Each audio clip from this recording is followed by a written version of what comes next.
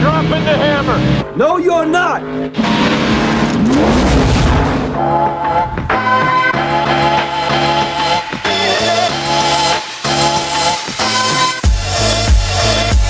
It's time for the unofficial 40 from Soonerscoop.com. Featuring site publishers Carey Murdoch and Josh McCuistion, along with videographer Eddie Radosevich. It's the unofficial 40 on Soonerscoop.com. All right, welcome back. It is another edition of the unofficial 40 here on Sooner Scoop Podcast. Welcome in by Josh McCuistion and Eddie Radosevich here as well, who are joining us. And it's been an eventful morning already as we're recording this podcast a little late in the week. It's a Friday. The official signing day coming up on Wednesday. And I've been doing a little board maintenance this morning, a little bit of a blow up, a little bit of a dust up. I guess the Orange Blood's War Room got everybody's blood boiled. It's a good way to kick off OU Texas weekend, right? It is OU Texas weekend version. officially, yeah. The basketball version. Texas. Why is it that every time OU has to go on the road to play somebody, they're catching them after they've just got a horrible loss? Yeah, like off of like the worst. K-State got that horrible Kansas loss. West Virginia had been beaten, I think, before they went there. West Virginia's lost 5 of 6 now. I just don't think they're unless you're playing them in Morgantown. I just don't think they're very good. They're terrible offensively. Yeah, it's really bad. And I'm trying. Oklahoma State, of course, they haven't won since they beat OU at home. Typical. I didn't think that Oklahoma State team was any good when they won that game. No, they play well at home, and I don't think they're going to win a game on the road. And they got that Smith guy hit like the buzzer beater at halftime and then hit the game winner. He's sick, and he's back. It was Tavarius Shine that is out now. Shine that was out, yeah. And Tavarius Shine played really well against OU, So yeah, you got OU Texas coming up this weekend. Then you got the big Monday, West Virginia coming to town. OU trying to get their revenge game in there. Some big games coming up with a couple big Monday appearances. And Trae Young continues to be ESPN's gravy train. I can't Slam Magazine's gravy train. Like, you remember, obviously, Baker and everything that he went through over the last 6 months. It's on a different level with Trae. I've been a little surprised just how he is everywhere. You know he what is was the face good? of college basketball. You know, it was good to me mentioning OU players. It was good to see Blake Griffin kind of get his first game under his belt. Yeah, in Detroit, played well too. It looked good because it just murdered him to be sent to Detroit. Oh yeah, from L.A. and to find out on Twitter and everything that went into it. And he has a movie coming out too, like his Does first real big movie. Now he's in Detroit. Is it me or is Detroit like the new Cleveland? Like Cleveland used to be looked at as like, oh, that's the place you don't want to go, and I feel like Detroit is now that spot in all, whether it's sports or it's because you get stuck on a flight. Like no matter what, you don't want to be in Detroit. They have a very nice airport. I mean, they have one of the nicest airports that is around. I think we've both been in it, haven't we? Yeah. Were we going to West Virginia? Yes. I was talking to Toby Rowland this morning on his radio show about that, and remember who we saw in Detroit? Oh, we saw Les Miles. Les Miles on his way to a Michigan game. That's right. But that was in Pittsburgh, wasn't it? I thought it was Detroit. It might have been. Because he was going to Ann Arbor. That's right, yeah. Okay. So, yeah, we saw Les Miles, unemployed Les Miles. Right, and his wife.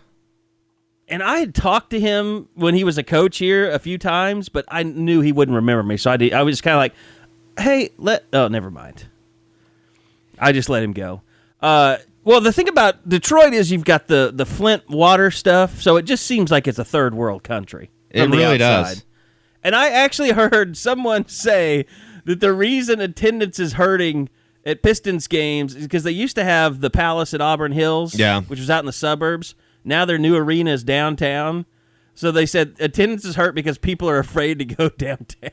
Oh, God. Don't want to walk around at night. Yeah, there's not downtown Detroit is not where you want to be at night. Is it going to be like inner city public schools that play their games on Saturday at noon? Yeah, like Fair Park. Yeah. That Detroit, I have heard, gets a little bit of a bet. Like they're trying to make it.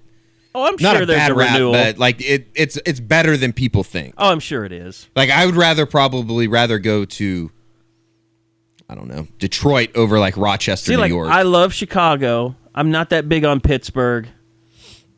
Pittsburgh's fine. There's nothing. I mean, they got a nice park downtown, ballpark. Heinz Field is nice. Both of the sporting places are awesome. Heinz Field but and Pittsburgh, like as a city, PNC. doesn't do a whole lot for me. Yeah, I like the trip up there. Cincinnati I guess we'll be doesn't do spending Thanksgiving anything up there for me. next year. Yeah, Is it Thanksgiving? Yeah. Boston market, baby. You better be open. Oh no, I want an invite from like Roethlisberger or Landry. I want Landry Jones Landry's to open his not going to house. invite us to eat at We've his been house. so nice to him on the podcast. He should break bread with us. I'm not sure he'd allow us to dig through his garbage. No. I wouldn't really blame him. I don't know that That's Landry. okay. I don't know that Landry really even knows who is and isn't on his team. I just don't think he If you're cares. Landry, wouldn't you just assume pretty much everyone isn't? I bet he assumes everyone is. That's You probably think? why he's stuck up in Pittsburgh for He's so not long. stuck. He's making a bunch of money doing Well, nothing. not stuck, but like hiding in Pittsburgh. He might be the. He has to be the second highest grossing OU quarterback behind Sam Bradford, doesn't he? Yeah, I would think so. I mean, Nate Hibble had a little cup of coffee in the league. As far as like football money, Yeah. yeah, straight from football. Oh, Absolutely. if you mean over career, for sure. I mean, because like you said, Nate was, maybe 2 years? With the Ravens and I think Cleveland. Yeah, Cleveland is what I remember. Yeah. So anyway. But I mean, what's Landry now? 5, 6 years? I mean, his last year was 2012, right?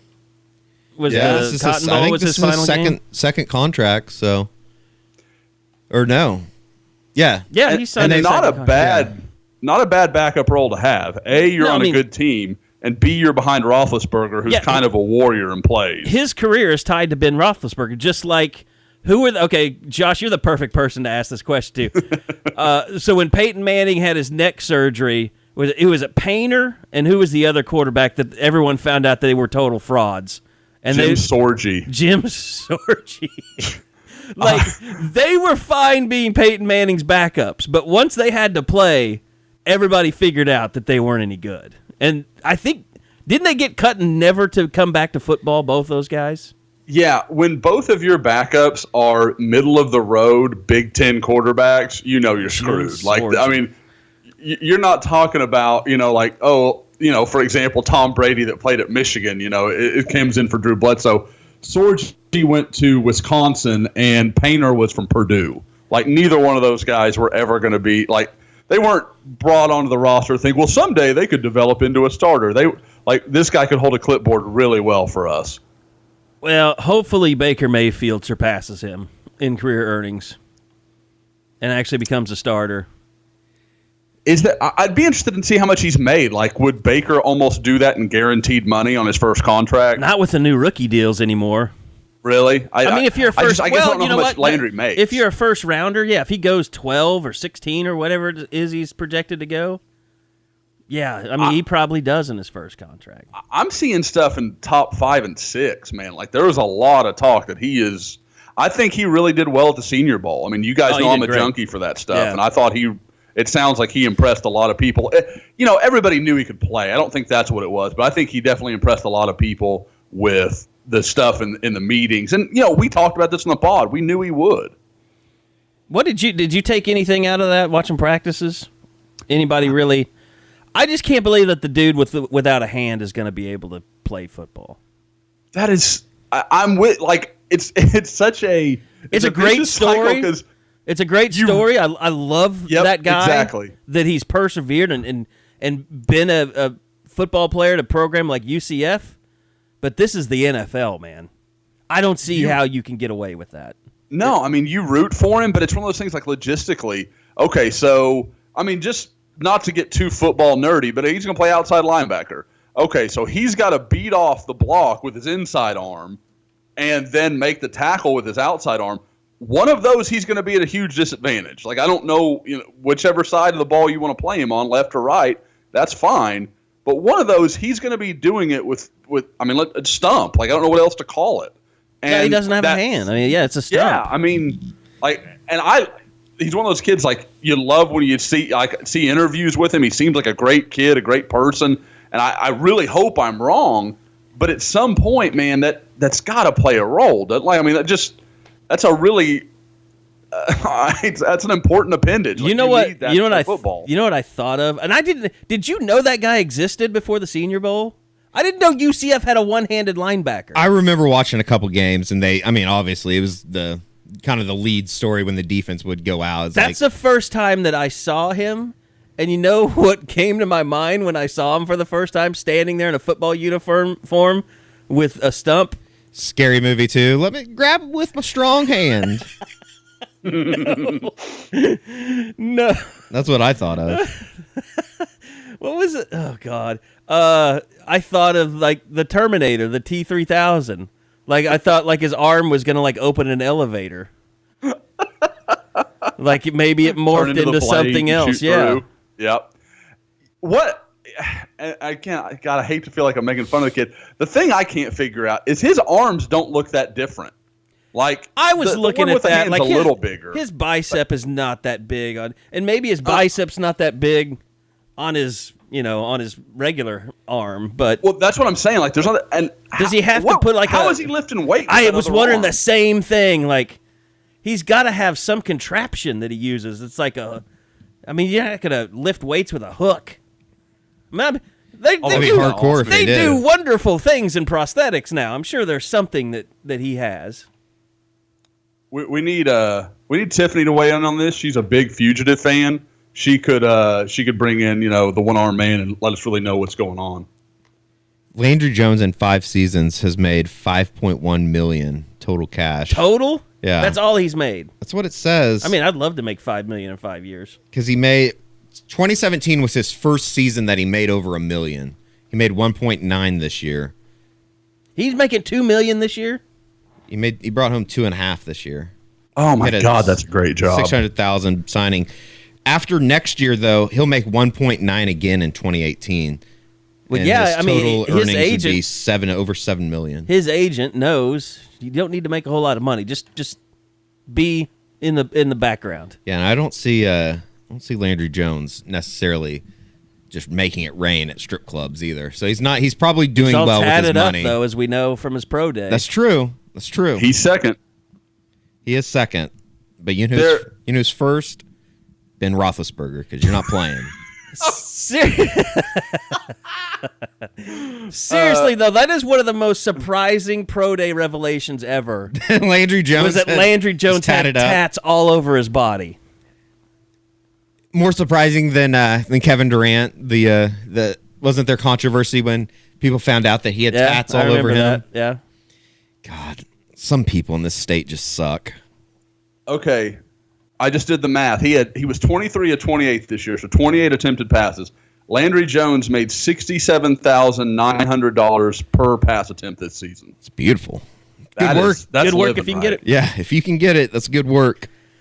Okay, so as you mentioned, the big signing day, the final sign. I guess we said the final signing day because this is just the way it's got. I mean, every Power 5 school, essentially, the early signing period has become the signing period that you care about, that anybody's going to care. And it's so weird because I have so many people I work with that are in the regular media, and I mean, we're in the regular media, but that don't cover recruiting. It's the best time of the year. When they're forced to cover recruiting. Yeah, I mean, usually they're freaking out because they've got to learn about everything that's happened in the last year in this little month that they've got. And everybody's like, what do we do? And I know, like, editors and publishers are freaking out because there's not all this rush of signings to cover, and they don't know what to do with their writers and stuff. So it's just it's been a really big adjustment just from an interest and a really a news, a media standpoint more than anything. Oh, I agree completely. I mean, it's funny because back in December, I had almost no interview requests, no radio stuff, it was very, very mild, pretty much normal. I saw you in the Oklahoman the other day, Big Shot. Yeah, like this week I've done the Oklahoman, the World. I'm was going to do some stuff with some various radio shows. Like it's been crazy. And I'm like, guys, there's 3 people for us to talk about right now. Like in December, we could have had a conversation about a lot of different stuff. But for me, the more interesting conversation right now is just how December has changed everything. And if that's, I want to see next year if it's the same way. If this is going to become the norm, and if 70% of the class is going to be signed in December, well, then you're right, Carey. Then the recruiting has forever changed, and December is the new signing day, and this is just kind of a secondary deal. But and people are all. I think there's a chance it might kind of regress a little bit. People are always coming up to me like, oh my God, what are you guys going to do? Is your business going to fall apart?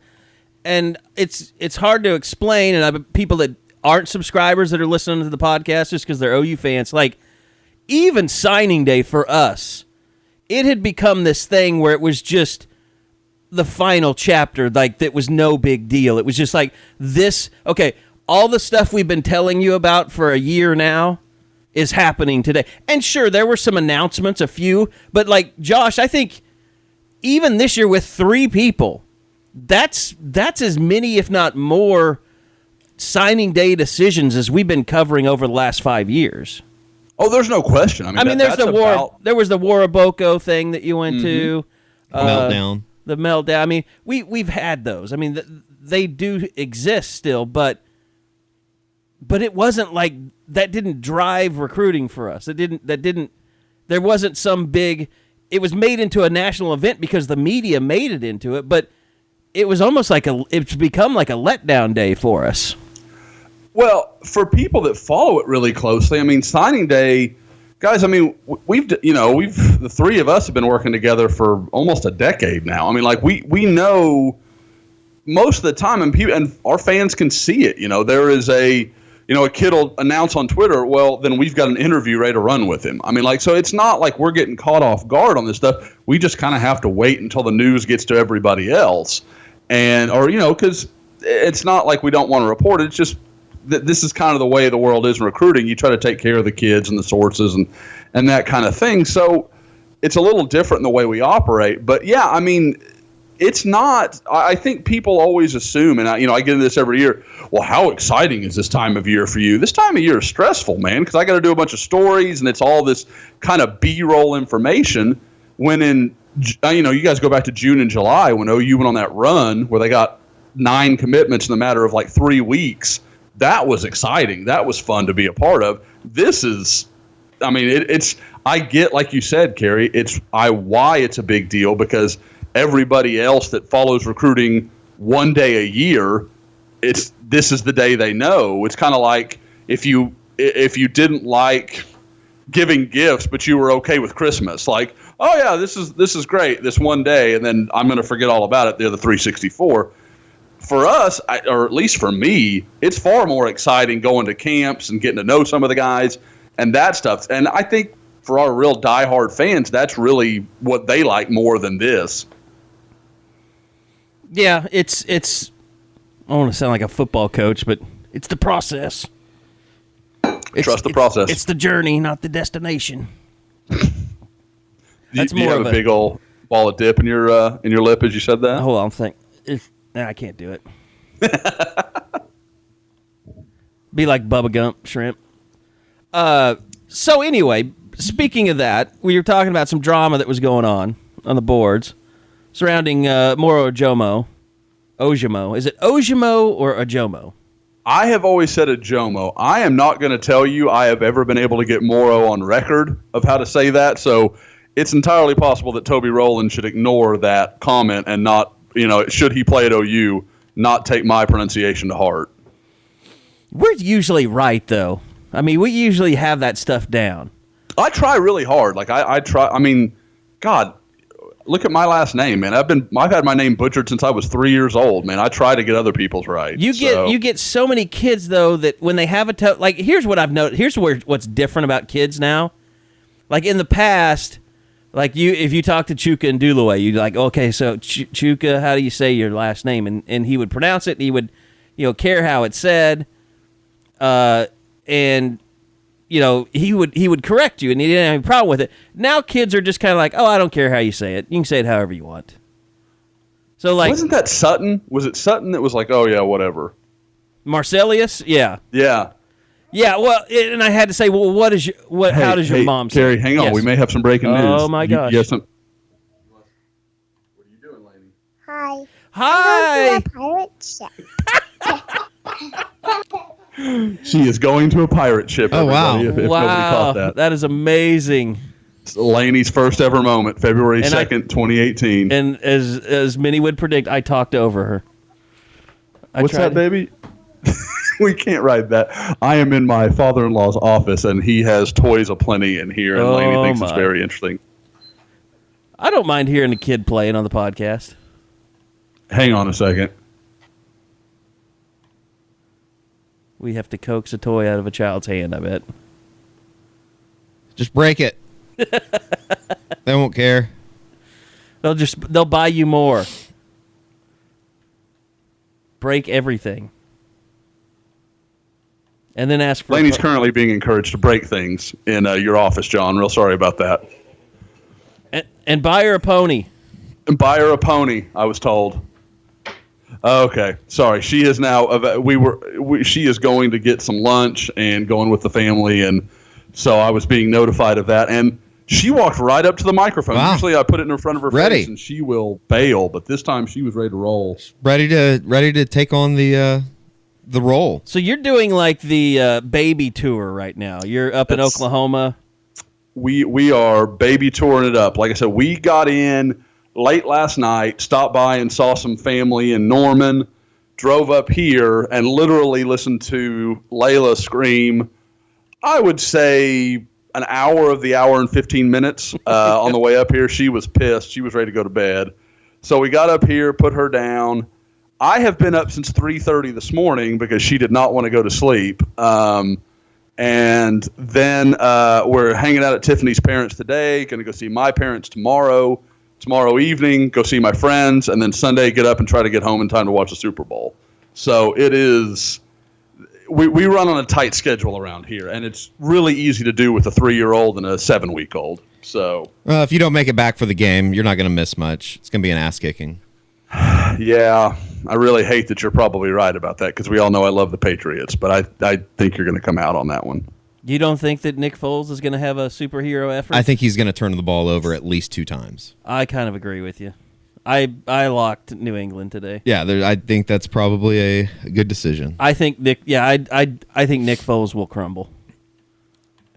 And maybe that's just me hoping a truly for great it more. quarterback. I mean, the game that he had in the NFC Championship was about as good as a quarterback could play. Yeah, that's his peak. I just don't think that he's going to be able to do it. How close to that does he need to beat the Patriots? Like 60% of that? He doesn't have to be that good. I would Their say defense is good enough, and I'd say at least 70%. He's going to have to make. I don't know what the percentages is, or he's going to have to make 3 of those throws downfield again. yeah, I agree. Like touchdown throws. Because they're going to. I mean, And the that's New Aguilar England's just going thing- to press the hell out of Yeah, them. the Aguilar thing, he was wide open, but those other 2 were magical throws. I mean, just unbelievable. Yeah. Like, very few people on this earth could have made those throws. Yep. I mean, out of body experience. You know, and Foles has always been like that. He had that one season where they were like, everybody became, oh God, he might be the guy, and then he just fell off and was nobody again for another 3 or 4 years. I want to say that 1 year where he went to the Pro Bowl, like 13 maybe, something like that. He had like one of the best QBRs in like NFL history or something. Like it was some unbelievable year. It was when he was under Kelly. Yeah, I think he had like 35 touchdowns that year to like 3 interceptions or something, or 40 maybe. Yeah, it was just unbelievable. Do you remember Nick Foles coming out of high school, out of Westlake? Vaguely. He was a guy. I'm trying to remember who. Hang on, let me pull that up because he was kind of, if I remember right. You know, he wouldn't have been across from Landry, but it was something like that. Like there was a guy that OU zeroed in on early and just never really gave Foles the time of day. And I can't remember. Let's see, he was class of 07, which would put him opposite of Keith Nichol. Oh, yeah. Okay. Mm-hmm. So I sense. had that wrong. It was not a guy they zeroed in on early. Foles was a guy they looked at late. And funny how these things connect. Keith Nichol leaves Michigan State to go with Oklahoma. Nick Foles ends up signing with Michigan State. Leaves and then obviously ends up at Arizona. That is pretty insane. Mm-hmm, and then Keith Nichol ends up at Michigan State anyway. Yep. I did. Yeah, I got to get my Michigan State plug in there somewhere. So I did not know that his father is so big time. Nick Foles? Yeah. Who's his father? I'm with Carey. I don't know who it is. He owns a restaurant group that owns like Eddie V's, and like they sold it in 2011 for $59 million. Jeez.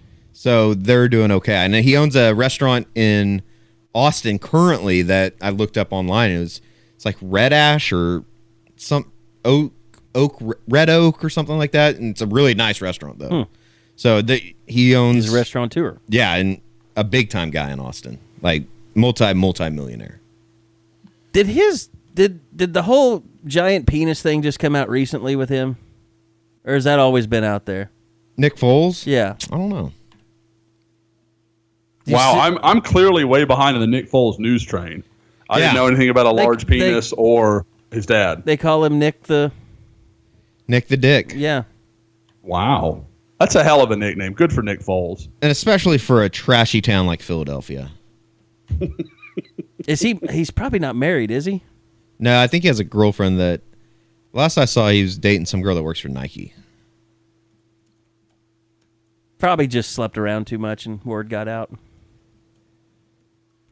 So, he is married. Oh, he's married? He's been married since 2014, I guess.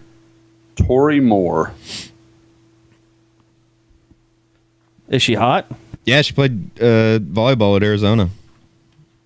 That's a good bet. I guarantee every volleyball player at Arizona is hot. And tall, and yep. I mean, their softball players are hot. Jenny Finch. They had that pitcher after Jenny Finch that was hot. I think they suck now. I haven't seen Arizona. Didn't their coach go to Arizona or to Tennessee or something? No, that was Arizona State's coach that went to Auburn, and then he got fired this past year because of all the his son's a creep, it sounds like.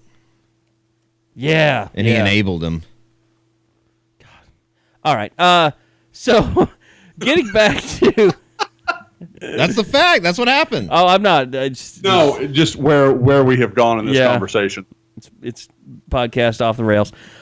So we were talking about Moro Ojomo before our pleasant visit by Lanie. Now, so what the whole thing was is, I guess Nick Krueger had talked to Jason Sukumel in the war room, or I don't know if it's Sukumel or whatever, and so they had put something in the Orange Bloods war room saying that, you know, it was bad. I mean, it was information that wasn't accurate. That, you know, OU's not closing and they're having all these problems with decommitments, and I talked to Nick about it, and the board, you know, blew up. How fast did that take to go to 3 pages? Like 30 minutes? Yeah.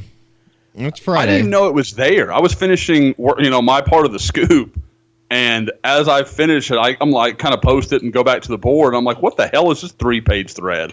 I didn't even know there was a thread there at all, much less of length. Didn't know until I got a call from Nick Krueger saying, "Hey, can you help me out with this thing on your board?" And I was like, "Oh God, what have our guys done now?" Like, they already hate Pharaoh, we know that, but is there now there's pitchforks and torches out for Nick Krueger? And so he explained it to me that, you know, it was kind of taken out of context and that wasn't what he meant. I hope everybody kind of gives him the benefit of the doubt and just kind of can move on. But I think the Leon O'Neal stuff, it seems like that's just gotten further and further away for Oklahoma. And maybe it's just people kind of going, oh, well, Ojomo will probably kind of be the same way now that Alabama's come in and offered. But where do things kind of sit, and does OU have any hopes left there, Josh? I think they do with Ojomo. And what's interesting is kind of going into that Texas visit last weekend, I talked to some people that told me even I got this impression even from the OU side of things that unless Texas pushed him too hard to commit or just really oversold him, it was going to be really hard for Texas to mess this up. There was just a feeling that the proximity to home, the education in Austin, all those things just probably were hitting the right notes with him. And like I said, I think there was a lot there for him to like. Coming out of that visit, I talked to some Texas people and definitely got the impression things had gone well. Texas was happy. And then I talked to someone who basically said, almost like he had told Texas, hey, I'm coming, just wait. And I kind of passed that on to some people, and I talked to them, and I was pretty quickly rebuked from some people that said, don't think Oklahoma's out of this. Like, this is not over. Like, he's in constant contact with Oklahoma. I presumably led by Calvin Thibodeau. So I think there is some reason for hope. If you made me bet, I'm betting on Texas. But I think Oklahoma still has a chance here. The weird thing is he was supposed to take all these visits this week. Like, he was going to go see TCU. He was going to go see A&M, both of those as unofficials, and then go to Oregon this weekend. So I don't know if OU was able to get in their Lincoln Riley official visit for the in-home, because this was going to be the week they were going to do it. I am sure they did, but I don't know of it. So that's kind of the interesting thing. And for Oklahoma to kind of stem that tide for Texas, they needed to get it home this week, and they needed it to be Riley. And so, like I said, we'll see where that goes. I'm going to guess it probably happened the same day that Lincoln Riley saw Calvin Anderson. We probably need to talk about him a little bit. So we'll kind of watch that. But like I said, I think Texas is the pick. I wouldn't give up on Oklahoma. If he signed with them next Wednesday, I don't think anyone should be stunned. It's kind of interesting, Josh. How much of Ojomo's interest do you think that, particularly from the Oklahoma side, is it him just being courteous and, saying the right things of communication, keeping the lines of communication open, as opposed to true, real interest in signing with Oklahoma come Wednesday? I mean, do you see what I'm saying? Like, I guess how much do you think Oklahoma has to decide between, like, is this guy not leading us on, but necessarily just stringing it out, I guess, and being courteous and keeping those lines of communication open? Or is there real interest, do you think? I think there's real interest because there's a couple things.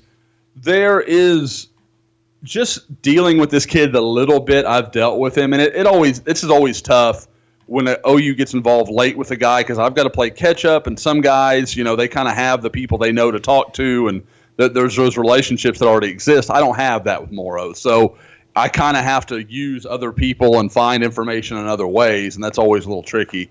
But with that, I mean, kind of to follow up on that, that's why I don't think it's unreal, because to me, if he knew and he was done, he'd just commit and be done with it. This is not a kid that loves the process. He's not doing interviews and kind of schmoozing with coaches. Good Lord, did you see the picture he took with the OU staff? He looked like he was furious to be there. Yeah. I mean, and that's not what it was. I mean, I know that in-home went really well from everybody I talked to, but it's just one of those things where this is not a kid that's just, I love this limelight. I don't want this to ever go away. He's not that kind of person. So that's why I really don't think that's the case. What also I think plays is just with Oklahoma, they've got to there's no reason for them to concern themselves, I guess, in my opinion. So I don't know that this really plays into what you're saying or what you were asking me, but I'm going to go ahead and go on it anyway.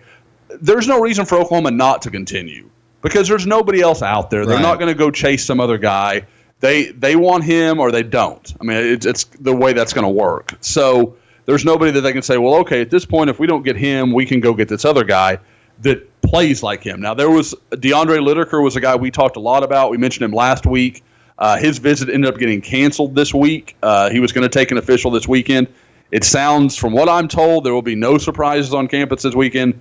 Braden Willis, the guy who committed this week, he will be the only official visitor. So, like I said, we'll see. Maybe I'll hear, OU sneak somebody in like they did Michael Jones a few years ago, where they just snuck him in for one day, basically, and he ended up signing with OU. So there's a lot of stuff that could happen, but I think Ojomo, they're just going to give him the college try because there's no reason not to. I mean, if they get him, great. If they don't, they're not out anything.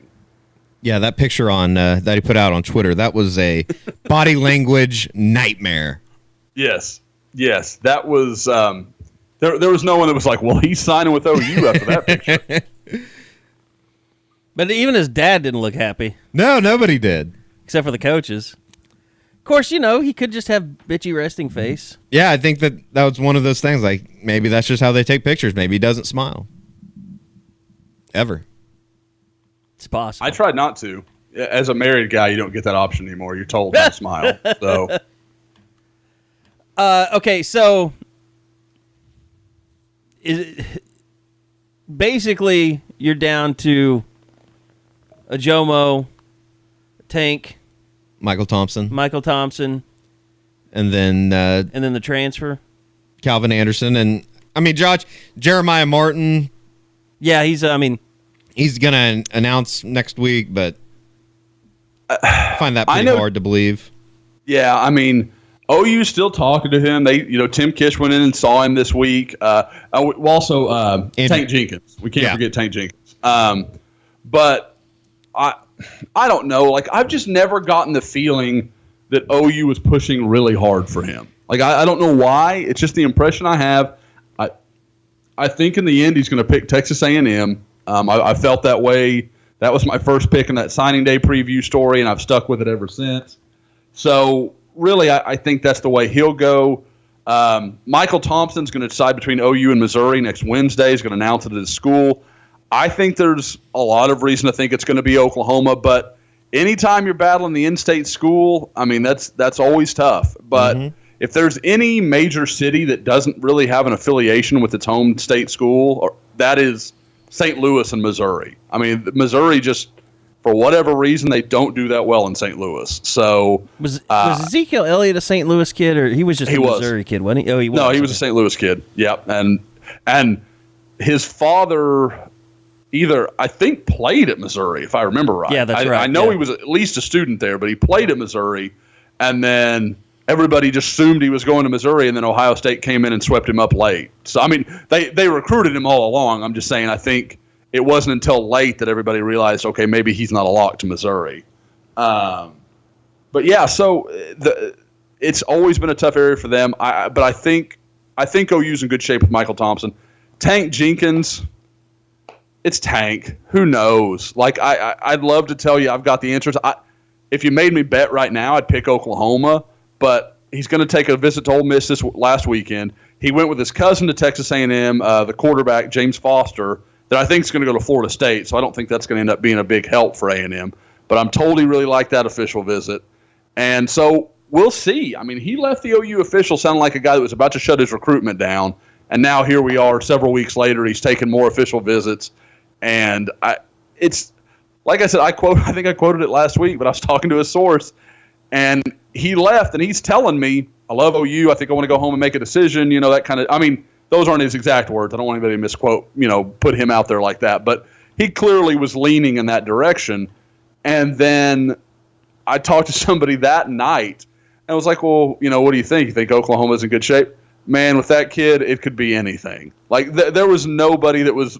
Their poker faces were on. With Tank, they just keep doing what they're doing. They're going to keep recruiting him till the end, and whatever he does is what he does. I think that's a really good thing about the changeover in staff in terms of recruiting, like with Lincoln Riley. Like Bob and his staff were always kind of like, look, we're not going to push too hard. We're not trying to close a kid. We want him to make the decision because he wants it. Like Lincoln Riley, you just get the impression like that they're out there, always be closing. They're out there with the good leads, and they're making good out of. Because Brendan Radley Hiles, when he left, he was a silent commitment. We can talk about that stuff now.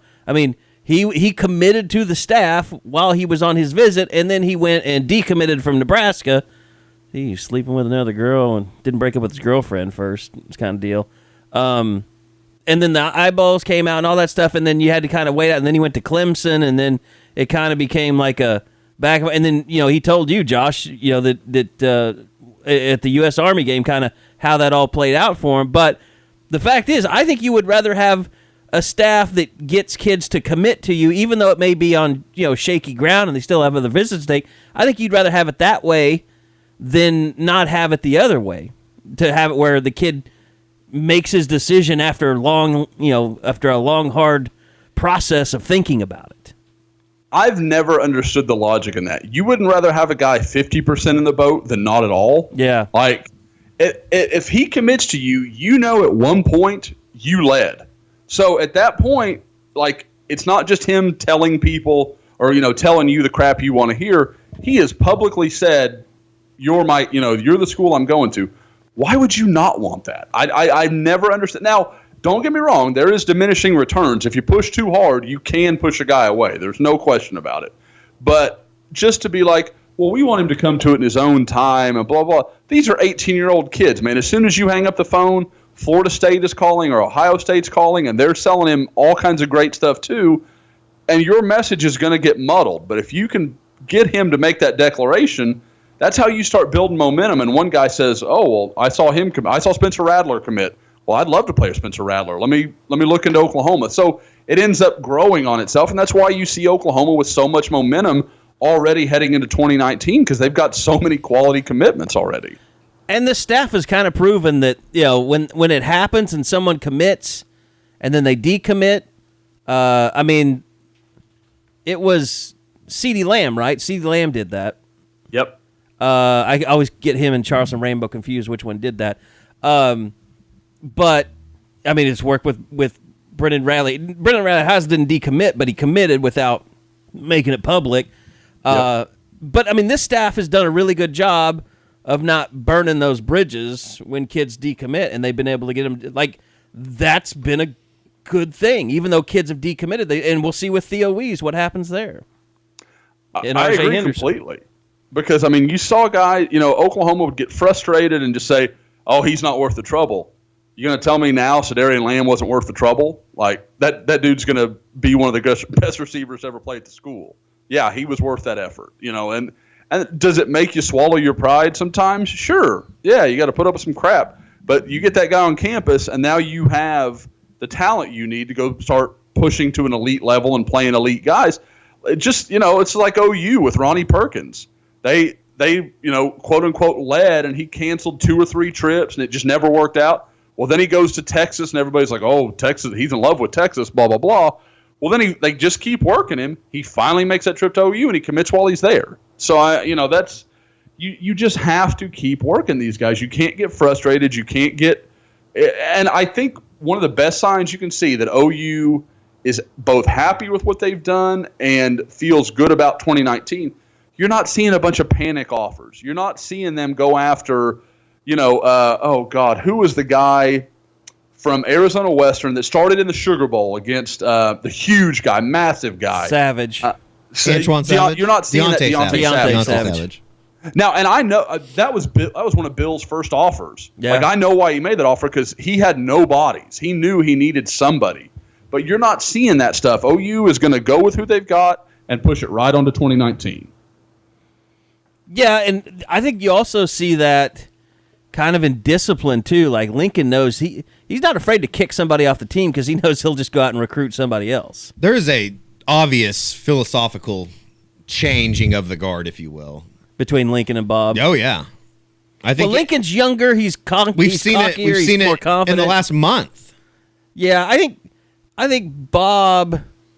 I don't know. His recruiting sort of handicapped him a little bit with some of that stuff. Maybe.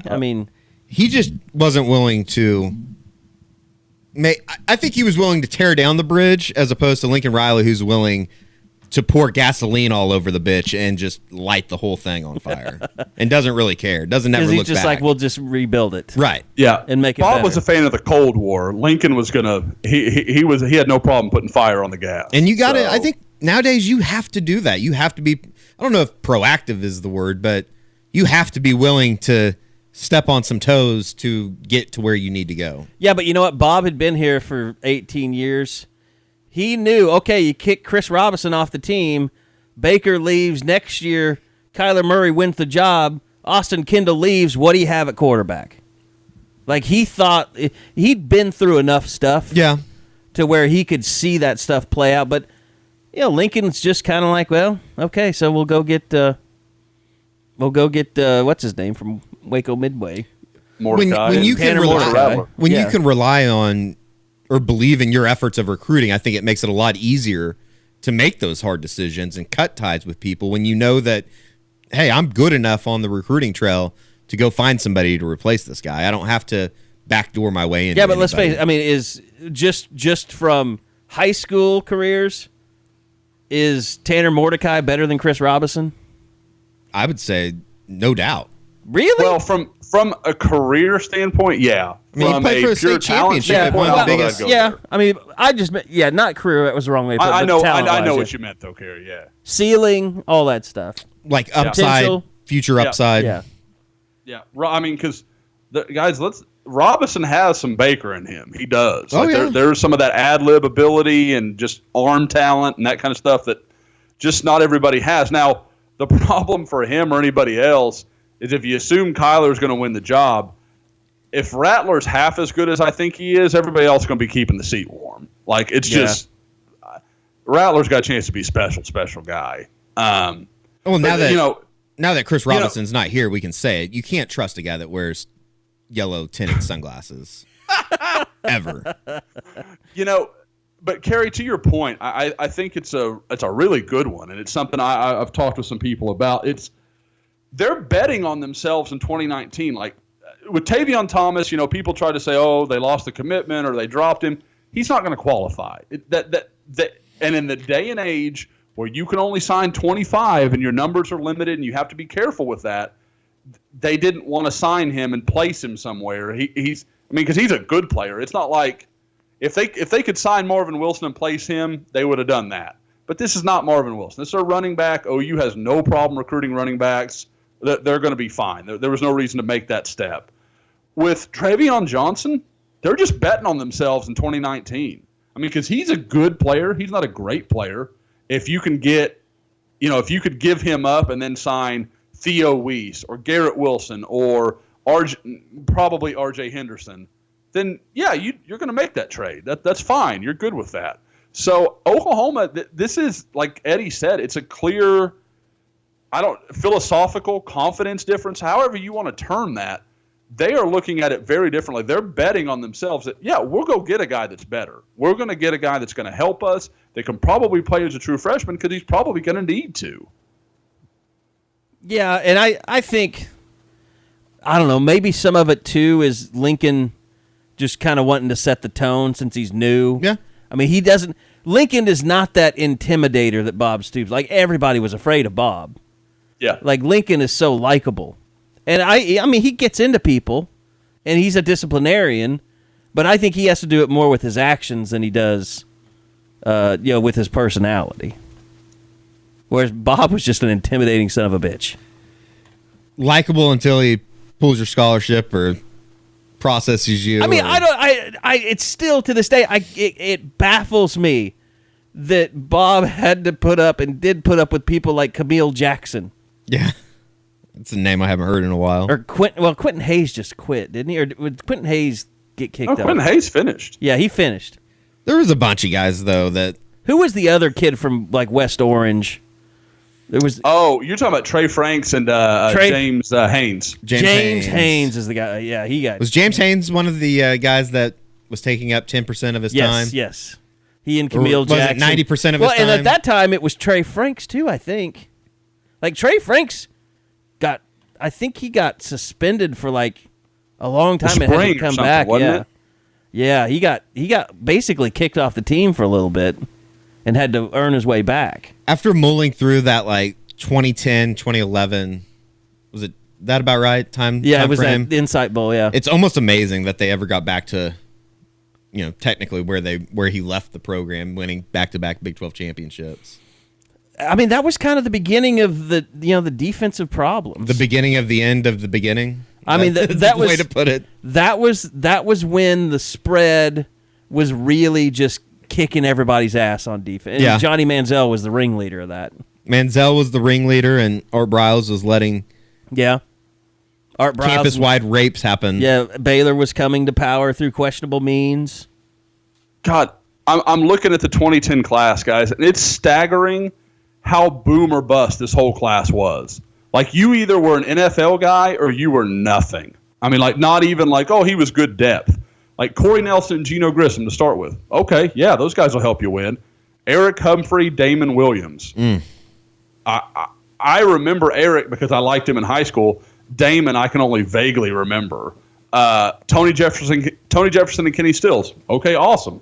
Austin Haywood, not as much. Like, I mean, I don't want to go through the whole list. That'd be really monotonous and awful. But, like, that's an example of what it's Clay like. in that class. Yeah, Aaron Colvin's in there. Trey Millard's in there. Then you've got Justin McKay and Aaron Franklin, James Haynes, Trey Franks. You know, it just was. I mean, like, you either really helped or you were out of the program in a couple of years. The 2010 class was bad. You want to take just a swing and a miss almost on every kid. Look at the 2011 class. Just decimation. I loved Bennett Akacha. I thought he was going to be such a good player. Dan Tapkow, Dylan Dismuke, I remember Bennett Marquise Anderson, Max Stevenson, Nathan Hughes, Max Stevenson, Machwire. Show me your penis, Trey Machwire. You got can I borrow a pen, Trey Machwire? You got two NFL guys out of that class. Jeez. One of them didn't finish his career at OU.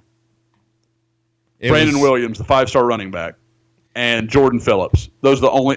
If you want to count Neela, I guess you can count Neela. That was the height of the offensive line problems. Derek Farniok, Dylan Dismuke. Oh yeah, it was just amazing. Though. They whiffed on so many guys for really basically a 2-3 year stretch. Really, You know what's crazy about that class? Oh God, that's Camille Jackson year. What's crazy about that class is Jordan Wade might be the most one of the top 3 successful players from that class. Yeah. Yeah, Neela, Jordan, and him. Jordan, Phillips. Neela, Jordan, and Jordan. Yeah. I guess Frank Shannon, you could have the conversation. Bad one. Yeah, I mean, it's when Frank Shannon's in your top 4 conversation, things have gone terribly wrong. I mean, he was good in that 2012 season. Was that when they went to Notre Dame, or was that 2013? No, 2012 or no 20. It was 2013. 13, yeah, because 13. I mean, Frank Shannon and Corey Nelson were really good linebackers. I mean, everybody talks about when's the last time you had any decent linebackers. Corey Nelson and Frank Shannon to start that year, that was a really good tandem of linebackers. Mm-hmm. And Frank Shannon played with a cast on his hand most of that year. And then the Title IX stuff happened. Oh. No, what is it? That's just a really dark period for me. I mean, it's always going to be the Joe Mixon, Frank Shannon era. Yeah. It was like a cloud hung over for 2-3 years, really. Oh, God. The whole thing, I mean, it's just insane. Well, I mean, you just go down the list. Like, there are some amazingly bad class. Like, and especially some of the worst classes you had were classes that were supposed to be really good. Mm-hmm. Like 03, you had Brandon Keith and Tristan Ross and Courtney Tennille, Dane Zaslaw, Demario Pleasant, Tony Cade. Stop me when I get to someone who actually played. I mean, Brian Zimple, Anton Reed, Joe John Finley was one of your standouts of that class. I mean, it's just Tommy Grady, Millington. It's, I mean, and that's the thing. Like, that's, people always say, well, recruiting rankings don't matter, and there's some evidence that at times that's true, because that was the number 3 class in the country that year. Wow. Lawrence Dampier panned out. Yeah, he had a hell of a career. Big Mo. But I'll tell you, Carey, and you can probably back me up on this, not a more likable kid you'd ever meet. Like, yeah. Mo was so good to deal with. But he's a sweetheart. He was. But he was an idiot. He was a lovable idiot. Yep. I will never forget sitting there at the spring game after he'd been kicked off the team, walking behind the bench, looking up, and there's Mo Dampier eating one of those lemon chills. Just watching the spring game, just hanging out. Hey, I played football here. Did you know that? Just like talking to people in the stands. Oh, Lord. That's awesome. There's nothing sadder than that. Don't be that guy, kids. Yeah, if you get kicked off a team, don't go to the spring game the next year. and sit in the front freaking row eating frozen lemonade. Yeah. The spring game is definitely a platform for the former player to come back, and you're either doing really well because you just finished up in the NFL your rookie year, Yeah. or you come back and it's like, so what are you doing? Where are you living? You're not playing football. I know that, but what are you doing? How are you making money? That's my question. Yeah, that's kind of like going to your 10-year reunion after you just lost your job. Or you never got a job. Rented cars out there. Yeah, that's mine. So you mentioned the spring game. Lincoln Riley has thrown down the gauntlet. He wants 80,000 people there. I don't know if that's possible. And it's especially not possible if you put the same product you've been putting out there for the last few years. Because we know that Lincoln Riley doesn't want to show anything in a spring game. He's made that abundantly clear. Right. You have to at least tell people, okay, maybe the quarterback's live this game or so, for this spring game. You have to do something. That's why I kind of, he kind of hinted at it when we talked to him. God, when was that? Last week? Was that last Friday? Feels like a month week ago from Friday. Okay. Yeah. 2 weeks from today. 2 weeks ago. He kind of hinted at it that, they have something. Up their he didn't sleeve. say up They're their sleeve, working but on it, yeah, they're working on something. You saw Florida State come out. They're going to have, I think, Salt and Peppa and Vanilla really? Ice I play a didn't see post-game this. show.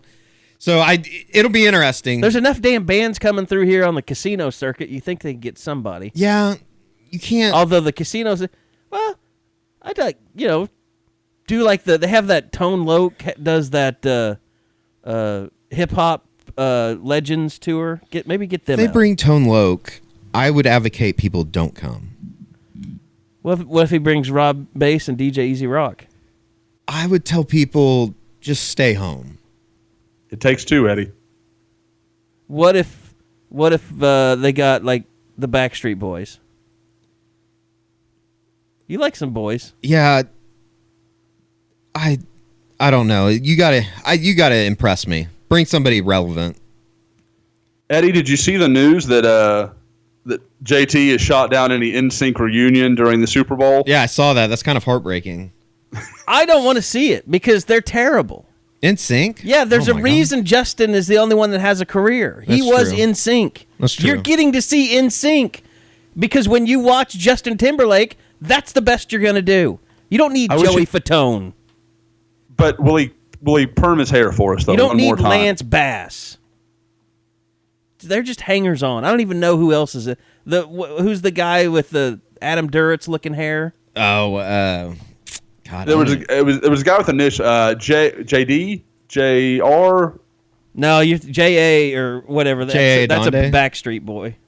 Is it okay? Yeah. The J guy, the substance JC abuse guy. Shazaz. Oh, JC Chazé, yeah. Okay. Did nothing. I was like, he was on Dancing with the Stars. Was he? Did nothing. They need to bring in somebody like big time if they're gonna have a post game show. Like 98 Degrees had more people with talent in it than NSYNC did. Oh, that'd be awesome. Bring Nick Lachey. So you're down for 98 Degrees, yeah, but let not him be a Backstreet Boys. captain for the game. He's a Cincinnati guy though. He might not do that. Then he could sing "I Do." Oh, that'd be awesome. That'd be the only reason to go to spring game. What about like Montel Jordan? I would prefer nobody that had a big name in like 1990. They're not getting. Well, then It better not be Toby Keith. That's all. I'm sorry, Toby, but the stage. how do you won't- like me now? The stage won't be too big. I mean, it won't. That's not a big enough event for I'm him just to come saying to. they need to get somebody where they're actually going to have to pay some money for him. You know my theory on Toby Keith. I don't want to know. He only shows up to big events. He goes to women's basketball games. That probably has some kind of contract to do with OU. That's He's probably not signed a contract true. with OU that That's he not has to come true. because nobody else will go and watch them lose by 25. Maybe he just likes. Maybe he's close to Sherri. That could be true too. He needs to start an investigation on why she's stealing money from the university, though. God, you knew where that was going. They're not good this year. They're under 500. Like, at what point does it have to stop? Well, when Bourne's gone, it'll stop. Trust me, the athletic department does not like it. They are the people in charge of the athletic department. They're as disturbed as a lot of fans are that they have to pay a women's basketball coach $1 million. Because and it'd be one thing if she was Gino, and was producing at a really even going to a Final Four pretty regularly. But yeah, they've been. I mean, what is this like? They haven't been anything since the Paris twins were there. Yeah, exactly. Yep. She's only. They don't want to pay Patty what they're paying her because it doesn't make any money.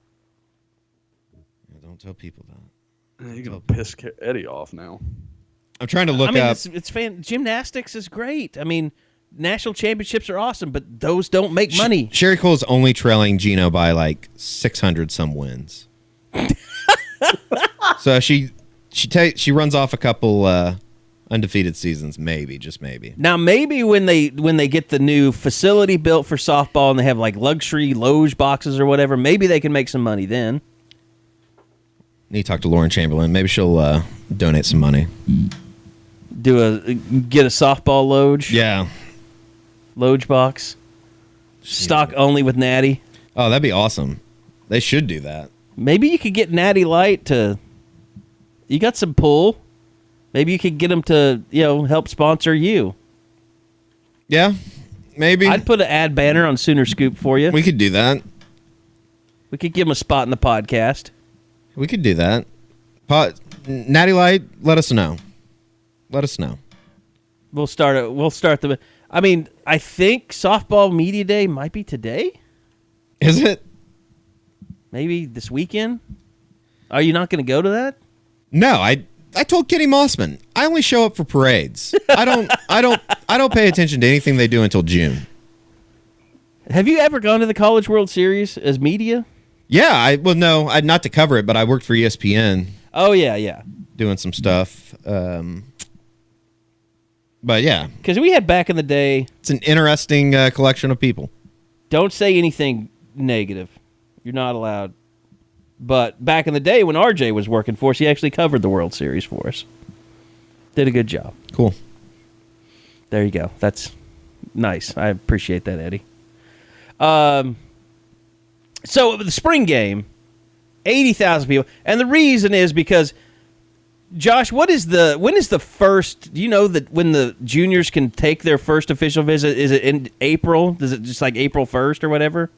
It honestly, Carey, that is a question I should know the answer to, and I just don't. It's all new to everyone. Yeah, I was going to say, it's one of those deals where for some reason I got it in my head. I mean, and I've obviously corrected in the last few weeks, but back around Christmas, I had it in my head it was still a season away. That's how, I guess, brain dead I had gone there for a few weeks with the baby and everything else. So I will learn that answer and figure that out, but I do not know right now what the timeline is. Obviously, April 14th is, it has started because that's when they're having their spring game. Yeah. But that will be, I don't know, I mean, that's going to be interesting because I think as much as we're trying to figure out all this, early signing period stuff, I think the coaches are probably trying to feel like they're going to make that a huge weekend and they're going to bring in all the big names that they can. Like, is that what you want to do, though? Is that the smart play to try and bring everyone in that early in their junior? Because you still only get one official visit. So it's not like they can come back again on an official visit when they're a senior. That's really interesting to me because do you want to, like, if the kid's going to take all 5 officials in the spring, fine. But what if I'm that school, I want to be the last one. Yeah. And then he's taking all 4. And then I'm like, why don't we wait till the season? Let's wait till the season, then we'll take that 5th. Because then he's got all spring and summer to forget about those 4 he took. And then the one he's going to take is to you. And it's, I mean, now, obviously it can backfire because he could change and go somewhere else. But then you'd be the only one where he saw a live actual football game. And I don't know, like, I think that would be pretty interesting to see how that kind of is going to be played because we've never watched this. We've never known are the kids going to be so excited that they can take officials that they burn through them real fast, or are they going to be patient and wait till the season? I don't know about you guys. I would have no interest in taking spring official visits. You would have no interest? What's that? You would have no interest? No interest in a spring official visit. None. As a junior. No. Like if that's the only visit I could take, sure.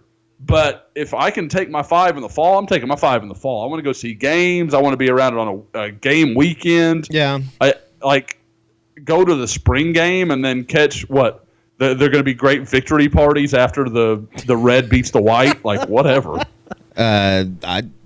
Spring's a good time for fraternity parties. Okay, I'll trust our resident expert.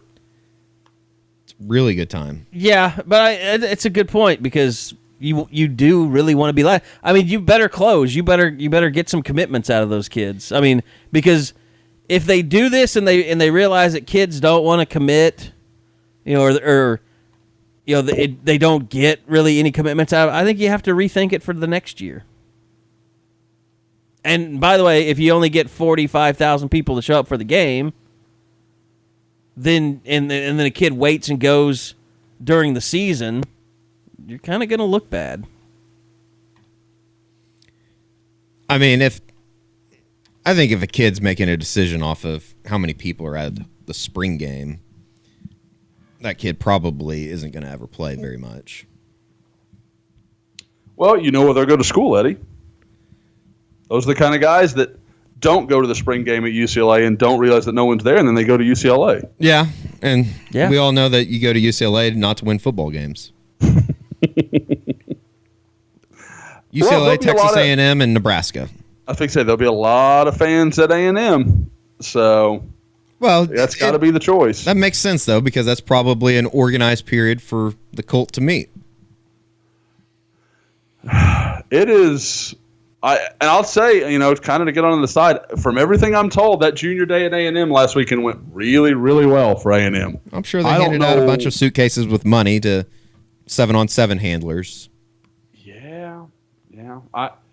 There's going to come a point with the way A&M's playing this 7-on-7 stuff that it's going to backfire because Florida high school coaches are not like Texas high school coaches. You cannot play that game.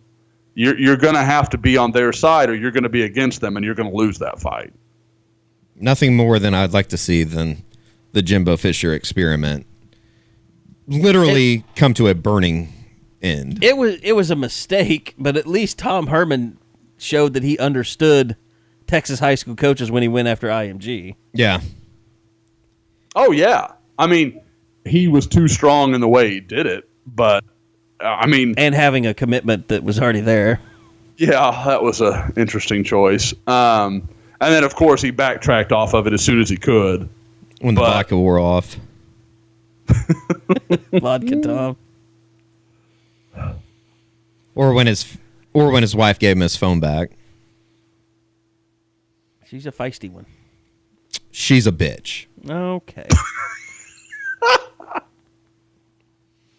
So, that's out there. Yeah, spring game. We'll see what they come up with. I mean, they're going to announce something. It will be interesting. They're going to announce something. And I think that they will have something. I just don't know what it would be. But you know what thing they could do? Based off of Bob Stoops statue dedication day. Yeah, that won't do anything for the... Nobody's going to show up for that. People will show up for that. If you have like Bob Stoops celebration day. Yeah, like 65-year-old guys that tweet recruits probably will. I don't know if that's the demographic that you want at the game. You could argue that it's exactly the demographic you want at the game because it's the guys that are going to be telling those recruits. Those people buy tickets. I know. And hot dogs. I'm just saying those are the guys that are going to go love up the recruits and tell them how great they are. Yeah, I don't. If I'm Lincoln Riley, I'm doing everything I can not to let those guys talk to any of the recruits that are there. Oh, I mean, the interaction between the fans and recruits is just, hey, love you, man, come to you. Sorry. It's my hick voice. I'm not supposed to do that. Oh, God. I didn't We're say in trouble again. I mean, hey, brother, follow back, brother. I got a question. Hit me up in my DMs. We're gonna have to go back to voicemails. All right, so Losers can't win with them. Can't Eddie, win you're without breaking them. rules. Stop it. We're not calling anyone losers, even though you just did and broke the rule. Double secret probation, Eddie. All right. I apologize for not apologizing. I think you should stop. Spring game. I don't know what they'll do. I mean, you got to promise a certain amount of trick plays, maybe. Maybe if you had to have a coach dress up like Lincoln Riley, run a series at quarterback. Oh, that would catch my interest. I'd want to watch for that. Let like Red Panda perform during action. Let the crowd. She doesn't have a unicycle. She can't perform anywhere Those right bastards now. stole it in Golden State. It's unbelievable. What if the crowd could run an offensive series? Like you had like A, B, C, and D up on the scoreboard, and they could pick the play they Yeah, want to that'd run. be good. That's a good You idea. could do something like that. Although the defense would know. Well, yeah, you'd have to work on the honor system. Defense can't turn around. Don't look over there. Maybe like I don't know. You could have Tim Kish quick change. What do you mean? That'd be funny. You know, be really you know funny. the NBA act quick change. No, You've never heard of quick change? I guess not. I have a hole in my knowledge. I'd like to hear more. They change clothes faster than you think is humanly possible. Really? Yes, Okay. it's a guy and a girl Why's it got to be Tim Kish? because it would just be funny Oh. to have I'm Tim going to Kish. guess there's a lot of people listening to this podcast that are thinking of a lot of other ways that Tim Kish could entertain them. You can tell him to leave. Yeah. Dude, give him his walking papers at the 50, Lincoln. I'll show up for that. And okay, we've had a few things show up on the board in this regard with people like, I'm going to protest the season if Mike and Tim aren't fired. Right? Yeah. That's the I've seen stupidest thing ever. You're hurting your team. Like what? Like that's not going to accomplish anything you want to accomplish. Nobody is protest. Trust me. Once the season starts, no one is protesting. Oh, I agree completely, but it's just a stupid premise. Like, and I'm sorry to the person that said it, and I'm kind of bagging on you, but it's just dumb. You're hurting the school you claim to love because, like, empty seats, it's bad for recruiting, it's bad for the team, it's bad for like there's nothing you're going to accomplish that you want to accomplish. I think it's funny. I think that's the most outlandish post on the board that has ever been put out there. There's a lot of stuff out there in 2017, 2018 football season, but that might be the one that I actually laughed and was like, I've had friends tell me what that an idiot. they're boycotting OU football. If somebody told me that, I'd say, fine, do it. I encourage you to do it. I just say Because stop. there's no quicker way to out yourself as a... I just tell them to stop texting me about when Yeah, Mike Stoops getting fired. I don't care, man. And then they get mad at me because I won't write an article saying he should be fired. Do your friends have kind of a misrepresentation of where you are in the world?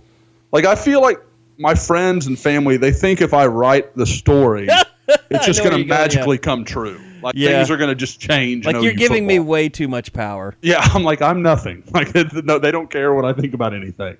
So, Like, if they really, I think some people think that if I write that story, then Joe Castiglione will read it and go, "Oh, well, we have to get rid of him now." Carey Murdoch's all in. Can he come to my office? We got. Did you see that Carey Murdoch wrote the We "You got to Must make Fire a Mike move. Stoops" story? We got to make a move. can you get me a defensive coordinator list right now? I need it on my desk yesterday. They were. Well, let's wait until Carey puts his hot board up.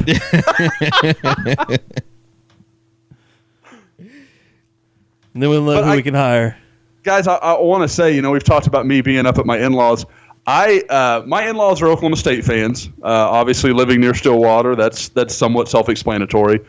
But I have found out that apparently I have won them a lot of favor due to our podcast apparently being a big deal in the Oklahoma oil fields. So Very nice. Well, shout out to you folks in the oil fields. Exactly, to the guys driving the Drill, trucks baby, and working drill. on the wells. Mm-hmm. Exactly. So They have a lot of just money. wanted to Those guys make some good bank. The real rough. if nothing, just buttering up my in-laws if nothing else. So it works all the way around for me. That's It's very always nice. good to hear. By the way, we'll probably get back to ratings and reviews at some point here soon. Need to. Because judging by this podcast, we've got time to fill and to kill. This is a rough podcast that we've done today. But yeah, we've had quite a few extra reviews recently, so we need to catch up on that. We'll do that here soon. But look, signing day is coming up on Wednesday. Everything, but you know what we were saying earlier. Everything happens before signing. I mean, there are going to be a few things. You're going to find out about Michael Thompson. You're going to find out about Moro. Well, is Moro announcing on signing day? Nobody seems to know, and like that's what I'm talking about with that kid. There's no. Does he not have he's a cell trying to phone? build it. Like, or does he just have no interest in talking to people? No, I have spoken to him through text a couple of times. I know Bob has as well, but like you have to ask yes and no answers. Like you're not going to get anything that's going to really expand on your question. Like just, hey, Moro, are you awake? Yes. Okay, great. That's a place to start. So it has to be real direct, and I don't want that to make it sound like. I want to say he was like academic all district. He's one of the top like 50 kids in his own class. So it's not he's a dumb kid. He just doesn't want to talk. He's just not playing the game. He won't. He's not going to play my game. And that's Eddie. cool. But I think hasn't Michael Thompson announced that he will have an announcement? Yeah, at his high December school? 7th. Okay, February. February 7th. February 7th. Jeez, yeah. did I just say December?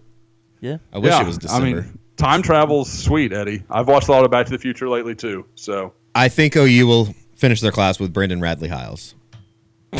Oh. Putting it out there. Okay. Hey, the one guy that we haven't talked about, Josh, and you mentioned him earlier, was Calvin Anderson, the Rice transfer. Yeah. Where does OU stand right now? It sounds like, Bruce Feldman ran something yesterday, and it sounded like Oklahoma wasn't in the quote-unquote top tier. I think Chuck Carlton from the Dallas Morning News ran something, and it sounded kind of almost like OU is a little bit closer than maybe Feldman have felt like. So where do you think things stand right now? Well, what I think is really interesting is that he's clearly, from the Feldman story and things he said to me, he's probably less than a month away from making a choice, like maybe even 2 or 3 weeks. And he's supposed to go to Auburn on February 16th. And what he had told me, so I guess 2 weeks from today as we record, and he had told me that he was going to visit, after Lincoln Riley's visit with him on Tuesday, I believe, he is going to set up a visit for Oklahoma the following weekend. There is a good chance that that's his final official visit. And if that's the case, when you look at, you just have to look to the facts. The top 2 schools in his tier right now are Texas and Michigan, the 2 schools he's visited. And he likes Auburn and Oklahoma in his next group. Those are his next 2 visits. So you have to think Oklahoma's in striking distance. They can say, Calvin, you could come in here and plug into our offensive line. We got a chance with you to, again, have maybe the best offensive line in the country. And we can just pick up right where we left off with Orlando. Bobby stays at right tackle. Everybody's happy. And would that make Bobby Evans happy? It's a fair point. That would be really interesting, and to see how OU would handle that. He's I never think really Bobby struck would- me as a guy that's like, oh, I want to be a left tackle someday. Yeah, And I think we even talked about it a little bit. Was it during like the leading up to the bowl game? I think we talked about it all the way back in fall camp. Just as far as like kind of what you said. I don't think that like becoming OU's left tackle is the end all be all. I think he'd be happy with the right tackle. He's going to make money at the next level. Yeah. So, and that's Sorry, becoming less and less of a thing. Like you look at the NFL. Lane Johnson made All Pro as a right tackle. That never happens, and I think you're just starting to see that left side, right side thing. It's still important because most quarterbacks are right-handed, but you're not seeing defenses that are like, well, we're going to put our best pass rusher at right end. Well, if your worst pass blocker is going to be on the left side, we're going to put it at left end. It's not real rocket science here. We're going to line him up against your most vulnerable point. So I think you're seeing that fade a little bit anyways. And anybody that watches Bobby Evans It's just a matter of him learning to play left tackle. The athleticism, that's there. He's going to be fine. Well, I mean, look at OU. They never put Ogbo. I mean, he was always over the right tackle. Yeah. Yep. He was always rushing on that side of the ball. Not to change subject, but sounds like, we were talking about the combine or the Senior Bowl. It sounded like he did really well for himself down in Mobile. Yeah. I mean, Power Football Focus has just been talking him up. Yeah, I mean, just the number of rushes and all that love stuff. Him. Yeah. I mean, he's got look, he's not Von Miller, but he's got some aspects of his game. The speed, he's more powerful. I think what he proved at the Senior Bowl is he's more powerful than people thought. And I think a big part of Ogbo and him, maybe not having just that. He had a good year. Did he have? He didn't have like a Lombardi winning type year though, because I just think he plays so many plays and plays so hard.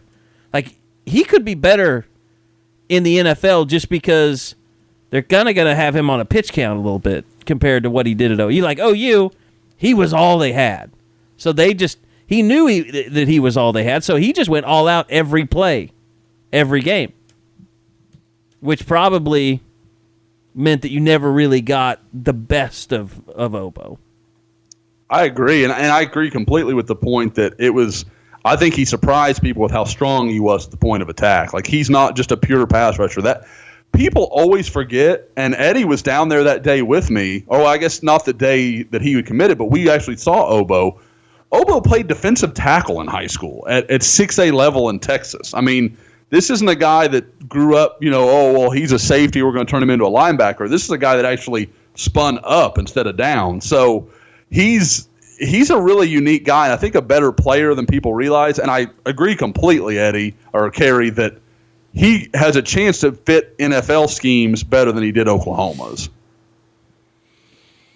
So, yeah, I mean, it'll be interesting to see, what. By the way, I noticed Baker's in Minnesota, and he's still with his Instagram girl.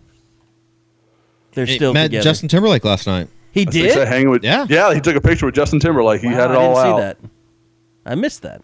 It's what happens when the Thunder play a shitty game. And he I put it out stay up this and morning. watch it.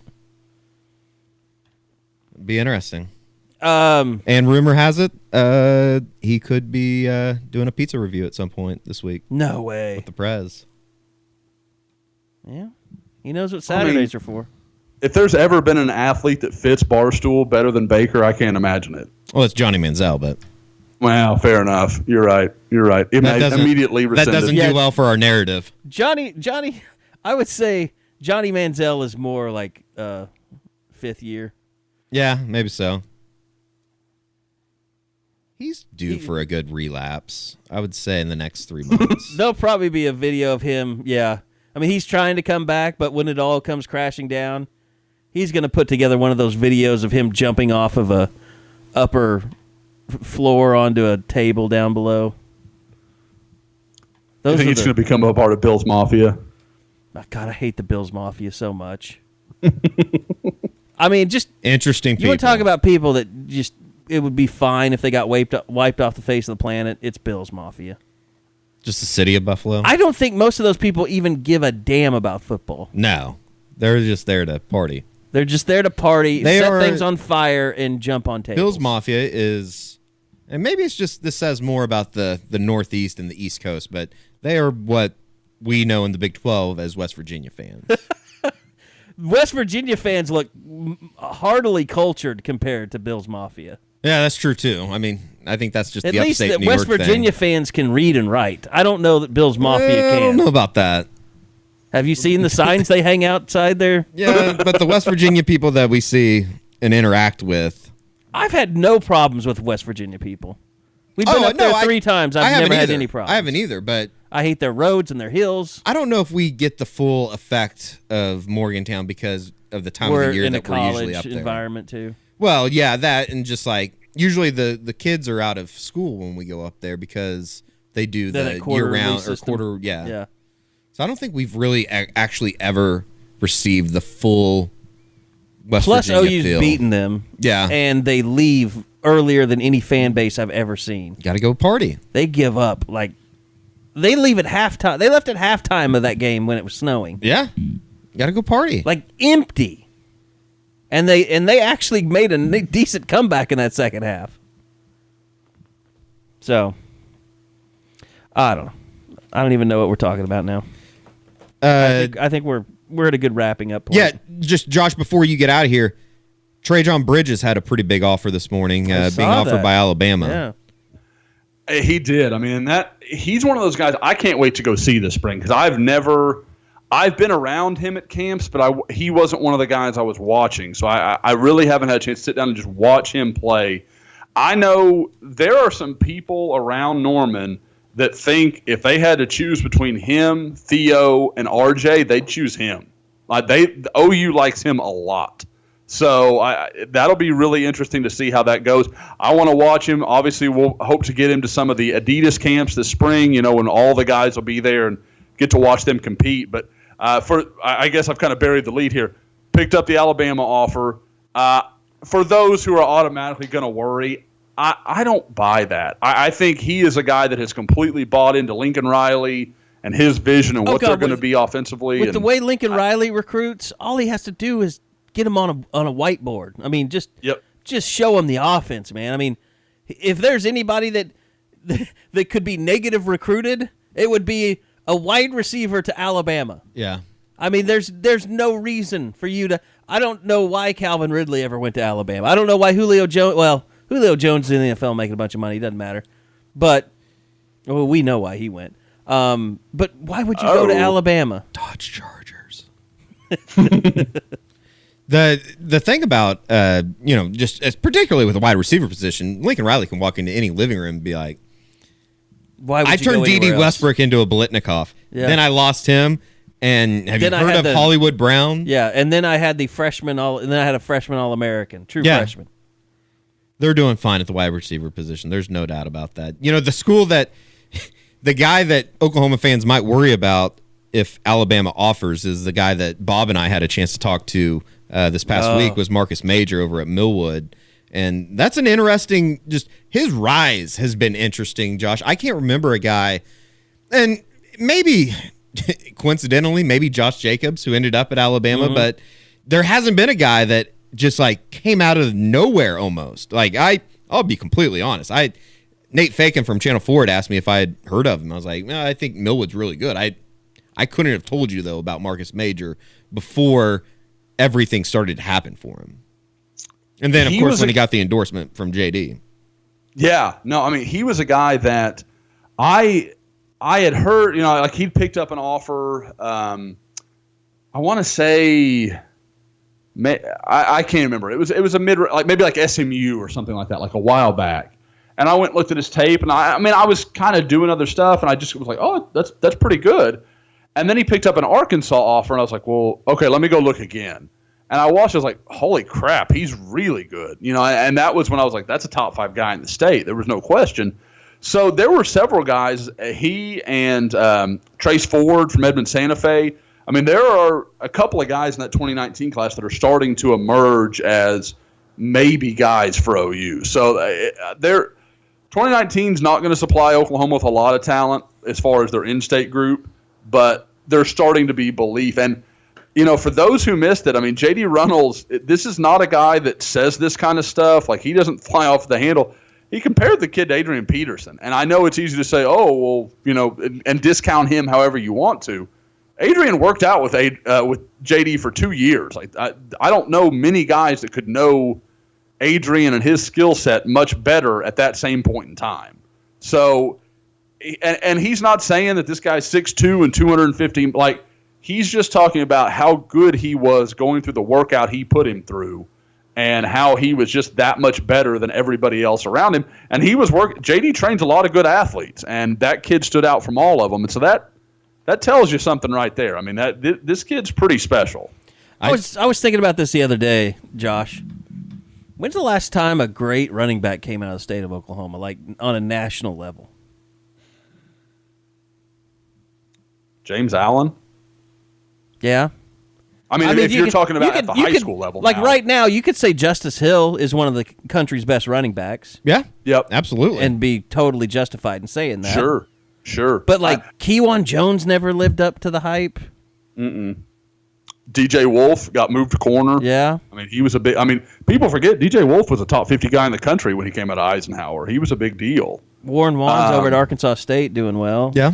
Yeah, having a nice little career. I mean, there's plenty of good ones, but there's just not many great ones. And James Allen, he was more of he was a huge deal at Wynnewood, and he had a nice career at OU and ended up having probably a better NFL career than he did a time at OU.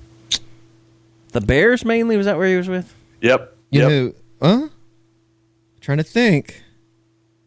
The last running back out of Oklahoma to play in the NFL might have been The kid that went to Stanford? No. You talking about the kid from PC North? Yeah, Deji Kareem. Yeah. I mean, he had a cup of coffee in the NFL, but he returned to kick. I mean, he took Who am I thinking carries. of that played for the Colts, Josh? Deji played for the Colts. Well, you're thinking of TJ Rushing. TJ Rushing is who I'm thinking of. Yep. Yeah. He's in coaching now, isn't he? Is he at think Arizona that's right. State maybe? Or Arizona? I want to say he was a grad assistant at Stanford for a little while. And let's see. He's a defensive backs coach for the University of Memphis. Okay. I think that's new, though. I think that is like this year. He was with Arizona State possibly last year under Headset Boy. Eddie is dead right. 2016 to 2018, the DB's coach at Arizona State. I thought the only reason I knew that is because I don't like what's his name. God, I can't remember his name now. Arizona State. Todd Graham. Todd Graham. Jesus. I met Todd Graham in high school, and he was the head coach at Allen. I bet he was a prick then, He was just a as he is now. douchebag then. I know. Yep. I mean, I know now the best Oklahoman running back in recent memory. If you count NFL career included, it's Duell Brewer. I have no idea who that is. Lawton High. You don't know Duell Brewer? Wow. That makes me feel old, Eddie. Is he older than me? I'm sure. Yeah, he was a year older than I am, I think. Okay. I think what was he at? Carey, probably like 89 to 92. I mean, he and Charles something like Thompson played together. Okay. Okay. Yeah. Or was he after Charles? I think he was after Charles, because, like I said, I remember going to games when Duell was there. He was one of my favorite players when I was a kid. Let's see. But he had a long NFL career. No, he didn't. Played 1 year for the Colts. I thought he played for like 10 years. He was also a member of the Panthers. Let me see. Carolina Panthers or the Black Panthers? Wow. Carolina, as far as I know. I cannot talk about after affiliations. I do not know that story. Let's see. Never mind. Then my memory is completely shit. Yep. He played 16 games for the Colts in 94, did not log a carry. 94. Didn't log a single carry? No, that's what it says. That's on his stats.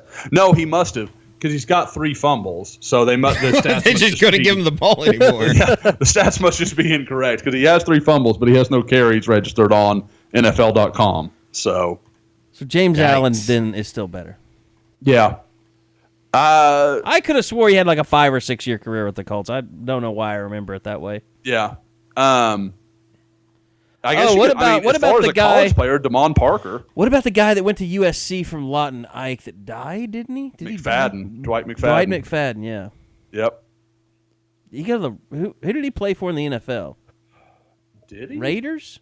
Because he tore up his knee at SC, and he was never quite the same. Okay, maybe he never did. Let's see. NFL. It's exciting as we Google things on the All right, internet. podcast is over. I don't think he made it to the NFL. For all those hanging on your Dwight McFadden, the edge of your seat. Big Hoops weekend ahead, leading into National Signing Day next week. There's your wrap. Better chance that OU goes 2-0, 1-1, or 0-2 before we record next week. 1-1 because they're on the road. I think they're going to go 2-0. I have to see him win on the road. Right. I think they're going to win on Saturday. We will see, though.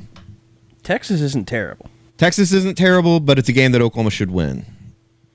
But they're on the road, so I won't put should. They haven't won on the road in a month.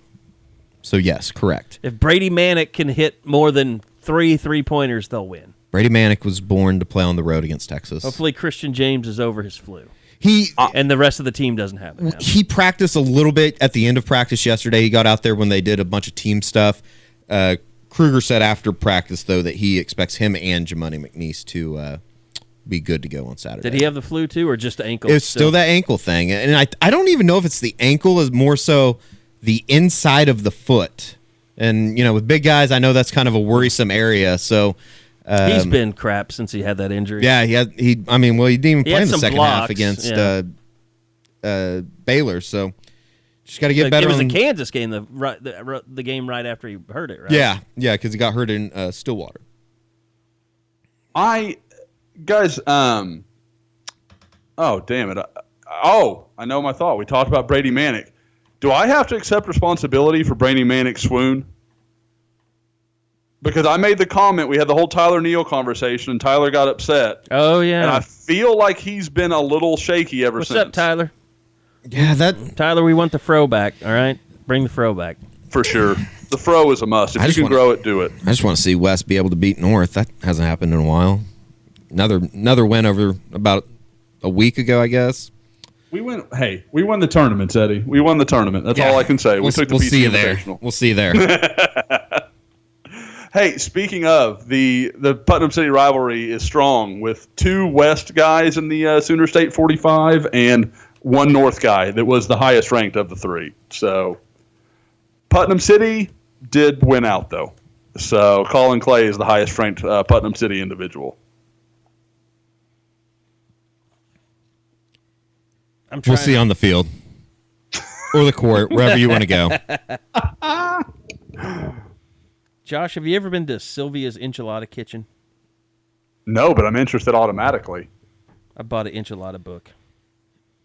Cookbook. Oh, is it in Houston? Yeah. No. This must be shit then. No, that's not true. It sounds sort of familiar, but no. I mean, guys, like once I find a place I really like, it's really hard for me to go some other place. So now they've actually built an El Tiempo down by Tiffany and I's house, and it's everything I can do not to go there every time we eat Mexican food. So that's really good. It's outrageously good. It's my favorite by far. This book says that they have 3 Sylvia's Enchilada Kitchens in Houston. Okay, we can hit one of those up for sure.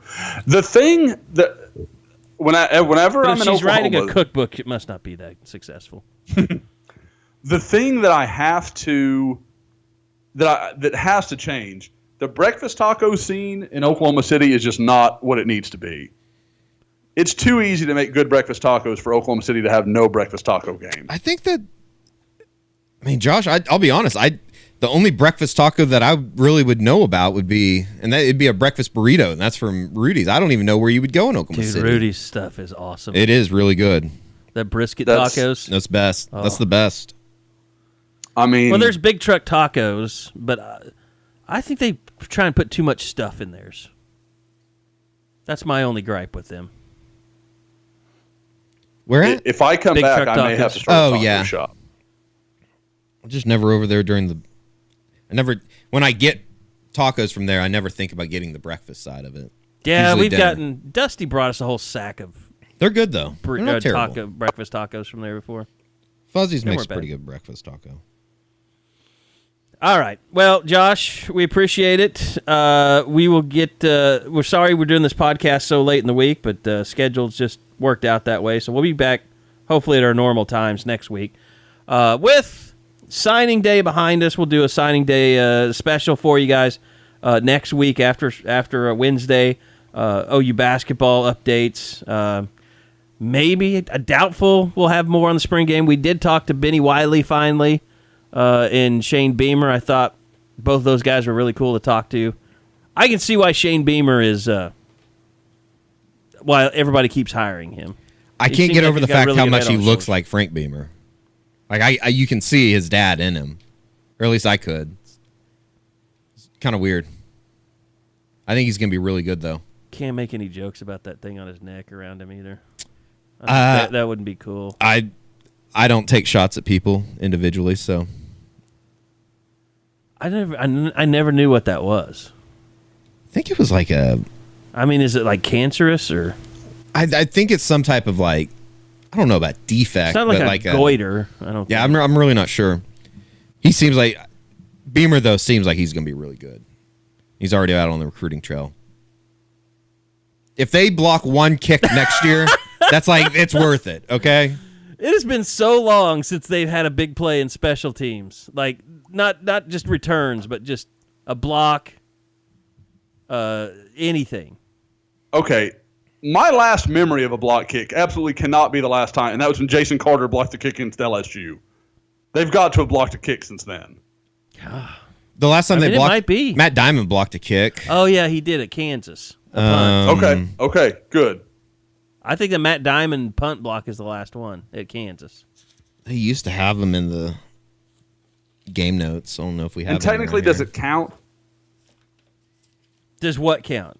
If you do something against Kansas, does that even count as a real thing? Well, if you're a defensive lineman, it should count. Okay, that's fair. And especially a short one. That had to be. Matt had to have really jumped. No, it was on like the 1 yard line because it ended up being a safety.